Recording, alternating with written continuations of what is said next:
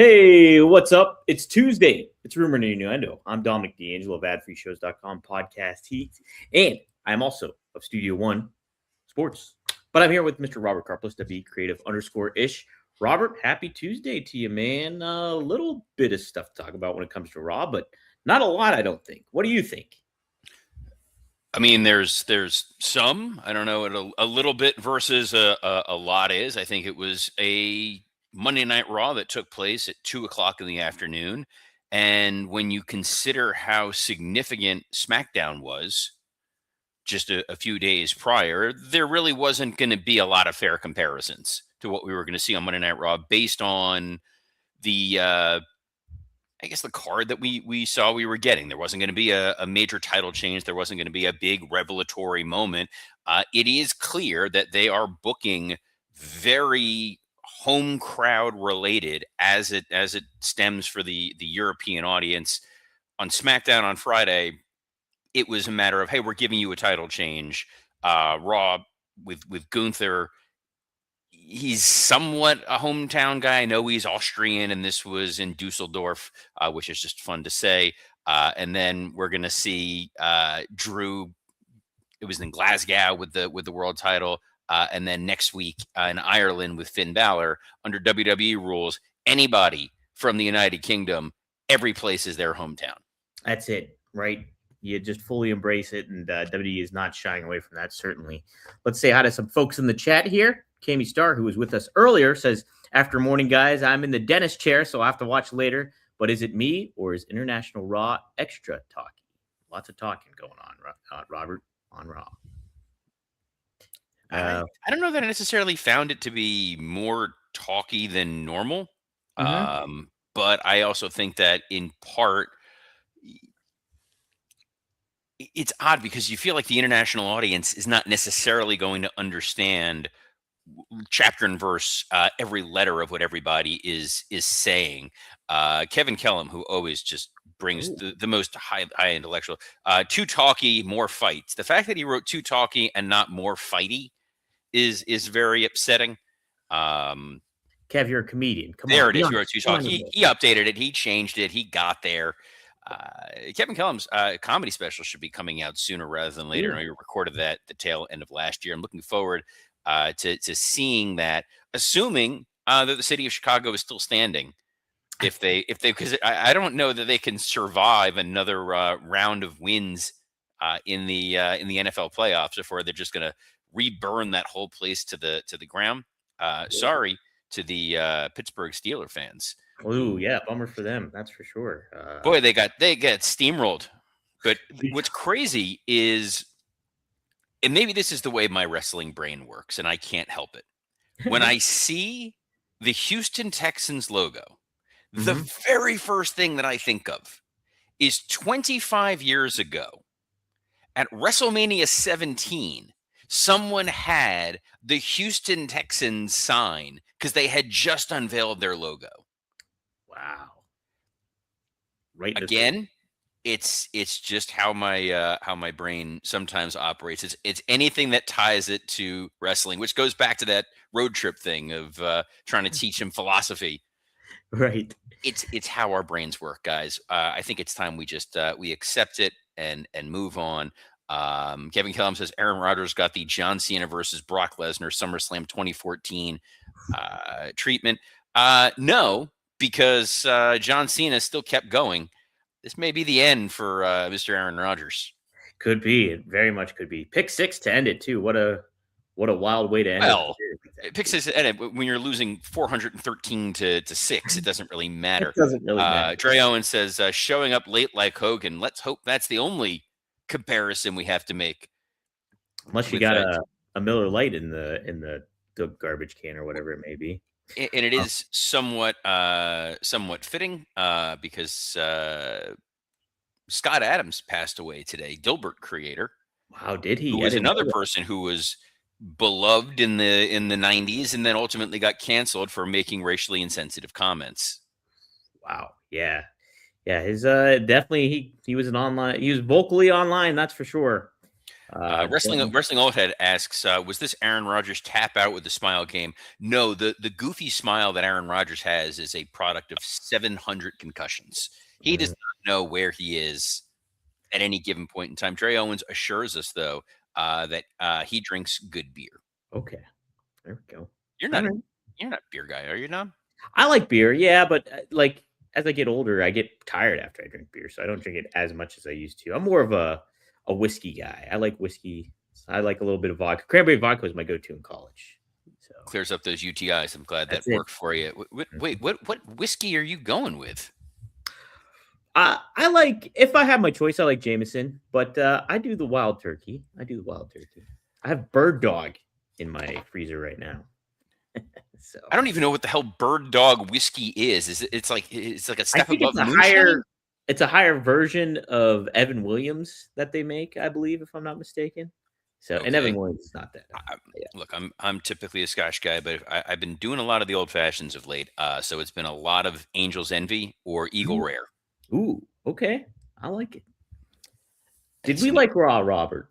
Oh, I'm sorry. It's a wrestling podcast, not a spirits related show. It's crazy. Like I'm having to look back. It's like, did I even watch Raw? I absolutely did. I have copious notes, but a lot of it went somewhat in one ear and out the other, simply because a lot of what we sort of predicted wound up being the episode of Raw. They were focusing early on in the women's tag division, and we said, Rhea and Io in that spot really feels like a misuse of resources as we're getting into Royal Rumble season, where you had the Raquel Rodriguez Stephanie Vaquer segment. That feels like a women's intercontinental title level storyline right now. I think Stephanie Vaquer is fantastic in the ring. She hasn't been truly established as a main event star. Raquel Rodriguez, that Michael Cole promo with her, it was like he forgot she was not supposed to be a babyface. Or that he's like, and I remember seeing you in NXT and I knew someday you were going to be world champion. Crowd cheers. But now you're a bad guy. And I was like, wait, what the hell is this? Maybe they're going the full Diesel route where he beats Stephanie Vaquer in 8 seconds.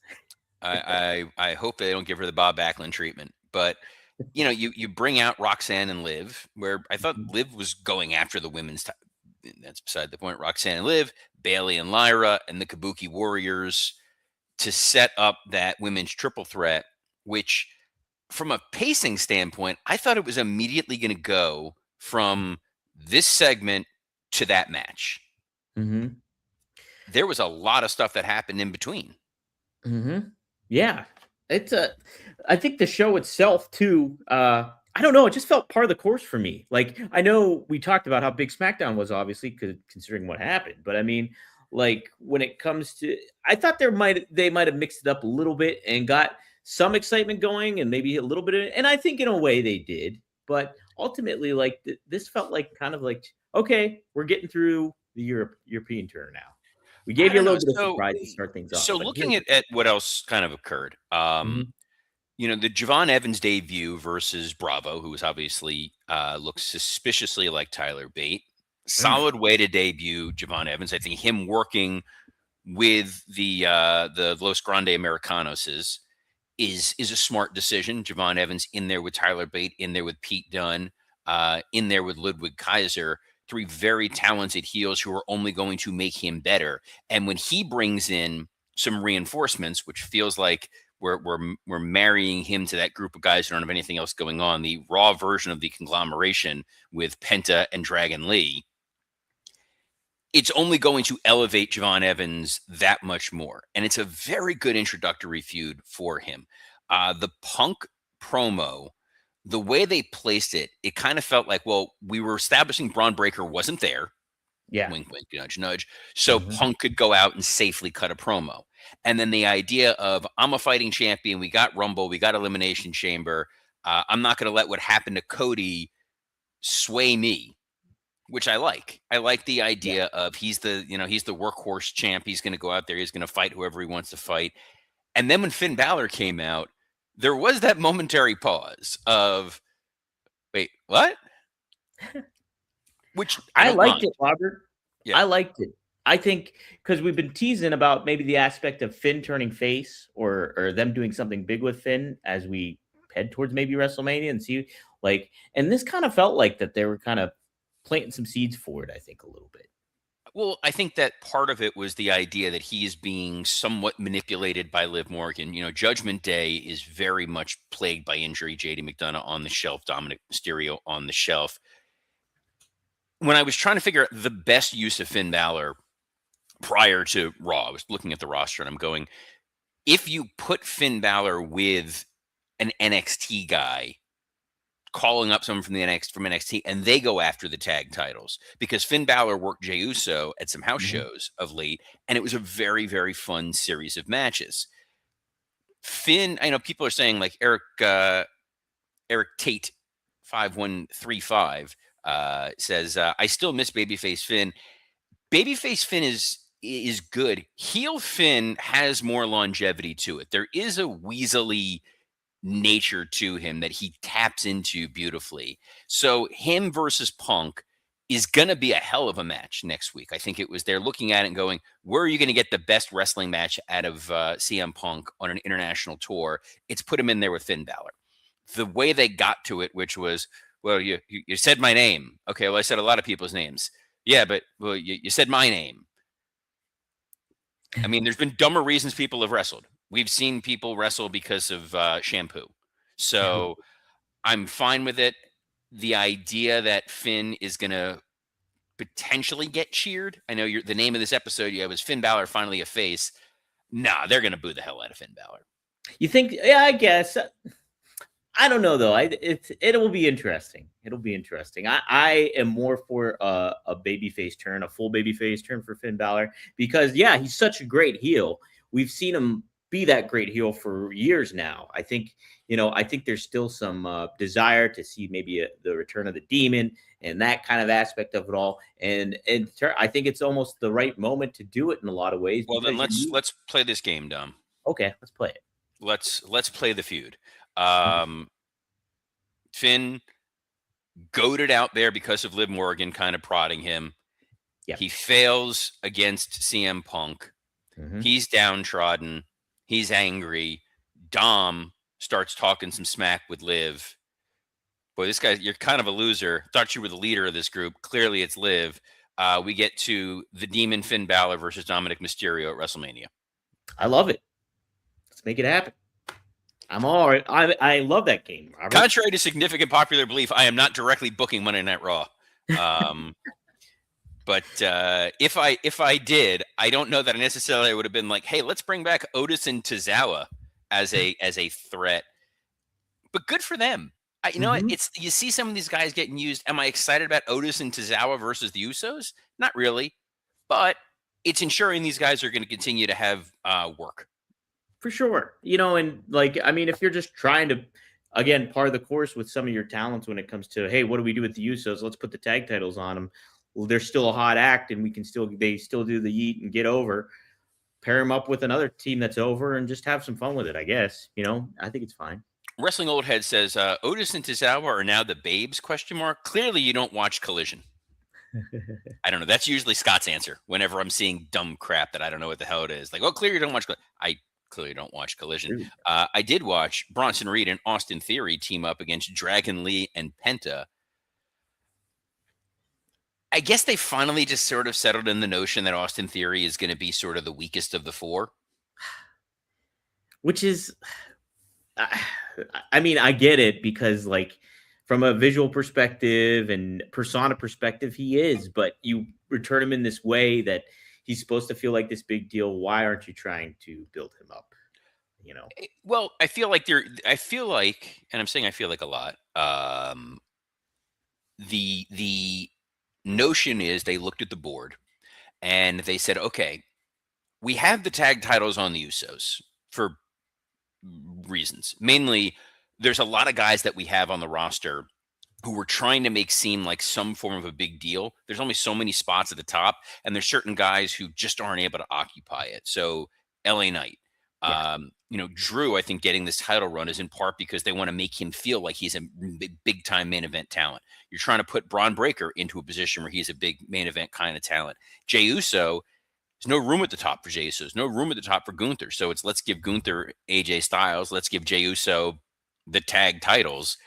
And there's not a tag team that's set up for him. All due respect to Otis and Tozawa. All due respect to the War Raiders or the Creed Brothers or the New Day. Well, who are they? The New Day? Apparently, people on the show. I think they're with Grayson Waller. They live in the commercial breaks. That's probably where the Babes thing came from. If you're watching the international feed, but with the vision, you have to make that pivot to these guys are going after all the gold.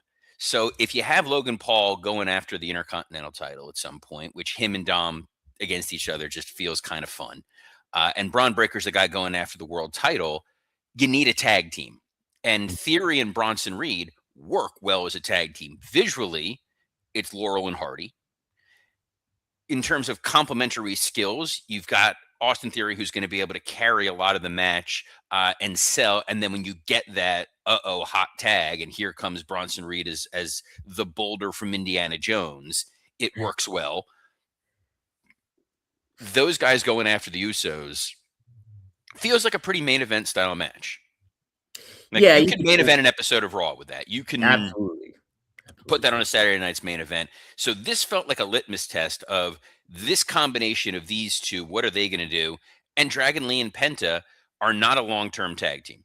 Dragon Lee is a man without a country in a lot of ways. They billed him as the next Rey Mysterio, and then they went and signed Rey Fenix. And they went and signed Penta. You got Bandito over on AEW just eating this guy's lunch. So Axiom over on SmackDown, but so Dragon Lee and AJ was a fine little placeholder. It wasn't long term, but if they wanted Penta in a long term tag team, I got a Lucha Bro you can put him with. Yes, indeed. So Dre almost earned his ban, by the way, by saying Theory and Reed equals Mark Davis and Rocky Romero. How dare you, sir? Did you forget that they signed Jake something? Jake Doyle. I almost forgot. Jake Doyle. By the way, this is what's amazing about the world of professional wrestling. While recording the show, getting a phone call from Lloyd Anawai. Oh, my goodness. Afa's son. Dude, I don't know. Want to take it? Take it. I am not. No, I'm sure he's got questions for me that on BRCW related matters, because you can't run a wrestling show without Samoans. And maybe he wants to know about Austin Theory, though. Maybe he does. What I want to know is, what did you think of the Braun Breaker confrontation with Adam Pearce? Look, I mean, it's a way to continue to build Braun's hot-headedness. I think that's, you kind of keeping that identity and persona going, and then you get him off television for a little bit, which I do think makes sense, maybe, considering, he lost to CM Punk, and you want to maybe the absence makes the heart grow fonder kind of vibe to it also. I guess I'm okay with it, but it also just feels paint by numbers in certain ways too at the same time. What do you think? There was a little bit of the vibe of the police chief throwing out Serpico. Yeah. But I liked the twist on it more than I liked the execution, because you had Braun Breaker come out and start attacking guys in the tag match when he wasn't supposed to be there, and Paul Heyman swore he wasn't going to get involved. And then the idea that Adam Pearce suspends him, and Heyman's like, glad you did that, because you put your hands on him first. Therefore, it was retaliation, and now they're going to go after Pearce in theory. What I'm a little confused about, though, is if you're going down this path, you better have a great replacement for Adam Pearce. And I don't think there's a great replacement for Adam Pearce. I think he has really been solid as the wallpaper in the background. You don't really think about him. He goes out there, he makes his announcements, he says he wants to drink, and then you move on. Yeah, I think, though, I mean, maybe it'll depend on what they do. Do they put like a legacy name as like the figurehead for that? What if this is a way to bring in Jericho? Like Oh as, God, as no, no, no, to no, that no, no. effect. I would not want to give Jericho that much mic time. Um, it's That's funny where you put him in, though, right? That's where you. when we were pitching about going into the first Netflix Raw of the year, my gut instinct was coming out of it with Punk not being champ that it was going to be him mixing it up with Adam Pearce in some form or fashion and getting thrown out. Yeah, And I guess somewhere in the wires they mixed it up and they flipped it. Dre Owens just really wants a permanent ban. Suggested Eric Bischoff. I'd be all right with that. When I talked the last time I saw Bischoff, I told him he was one of my favorite people to work with when I was producing because Mhm. you just gave him a couple bullet points. He was good, always knocked it out of the park. And he goes, that's the best compliment you give me because that's all I ever wanted to do in that role. Yeah. He was very good as the commissioner or as the GM of Raw. On SmackDown, we had Teddy Long, whom I love. Bullet points weren't getting it done for old Teddy. Well, look, if you put Bischoff in there, think of some of the fun dynamic that you could have him, Heyman, him and Punk. There's some good elements that you could really have him kind of like have a lot of fun with and make it be different than SmackDown because Aldis is great in the role as the GM too, and I agree with you too. Adam Pearce is good at what he does too, but it's the same vibe basically going on from each show. So if you'll get a different kind of flavor going on when Raw. If you get a personality like a Bischoff or even a Jericho, Here's why you don't need a Bischoff on Raw. As much as I enjoy Bischoff in that position, when your main storyline and the main storyline on Raw is absolutely the vision, when your main storyline features a dynamic heel manager, you don't want a heel GM. You don't want a babyface Eric Bischoff, by the way. Babyface Eric Bischoff is more unlikable than heel Eric Bischoff. So you absolutely don't want that. And if they're in collusion, it also takes away any dramatic tension you might have. So Adam Pearce being the put upon middle management version of a GM works perfectly for the Heyman of it all and for Punk and whoever else they need in those capacities. Nick Aldis has a little bit more authority on the SmackDown side, and you have a steadier hand with it. And I think that's why all that works. What did not work for me, Hmm. the main event of Raw. I was curious, Robert. I mean, I think there's some things that I did like, but if you take a step back and look at it from a grand scale or long term, are you really adding value to somebody like Gunther, who you should be adding value to? But let me get your thoughts. I want to hear what you have to say about it. I think it's a matter of I don't like this iteration of Gunther. I agree. You know, the idea that he's the guy who retired Bill Goldberg. He's the guy who retired John Cena. He is a former world champion who would still be world champion, but for basically slipping on a banana peel with Punk and then not really getting his rightful rematch because of Seth Rollins cashing in immediately. That guy should be a killer.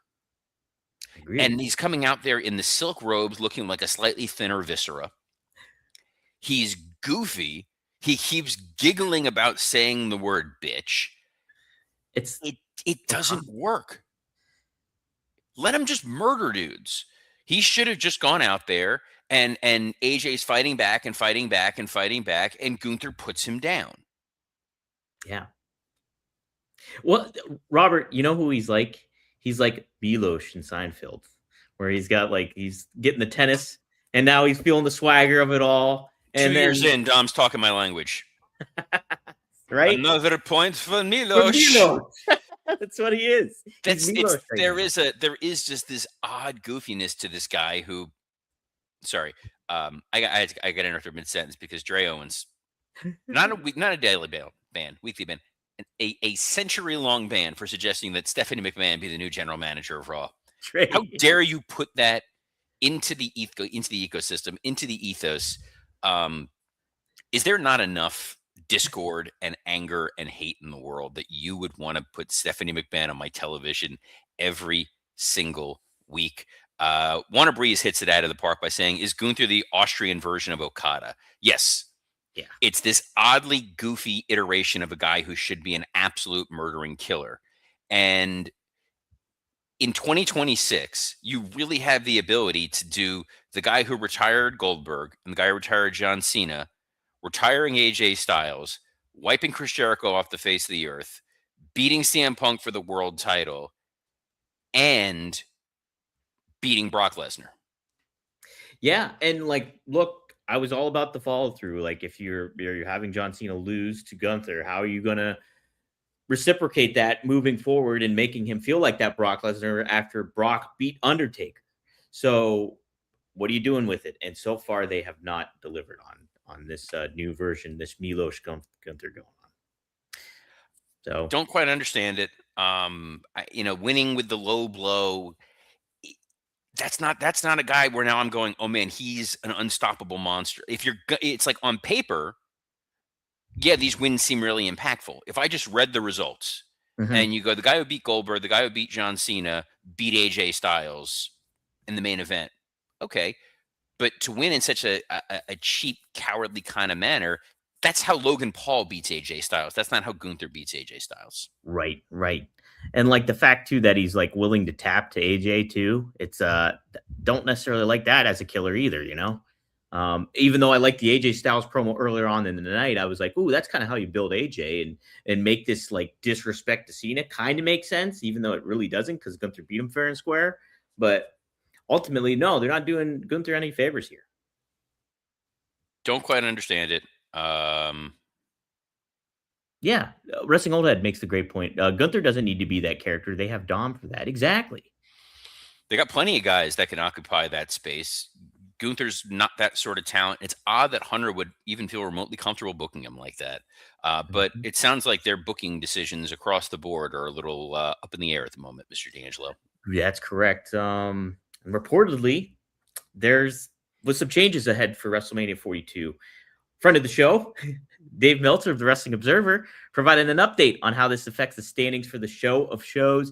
He claimed that the officials made some big changes recently. They revamped the plans for Las Vegas pay-per-view this past Wednesday when they decided on the SmackDown title change. Meltzer noted that he could not provide solid details on the whole matter, but he suggested that the match between Cody and Roman Reigns is unlikely now.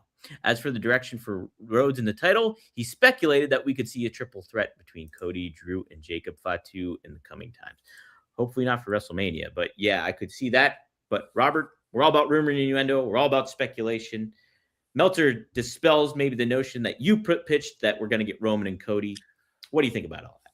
Roman and Cody seemed like the most logical match for them to do for WrestleMania. So the fact that they're changing it makes me think that either Roman is now not going to be available for WrestleMania, A, or B, that someone, The Rock, slipped in and decided that he wants to throw a change in plans in some form or fashion, or Roman came up with a different idea because there's no reason based on the fairly lazy booking that we've seen over the last several months that they would deviate from Cody Roman 3.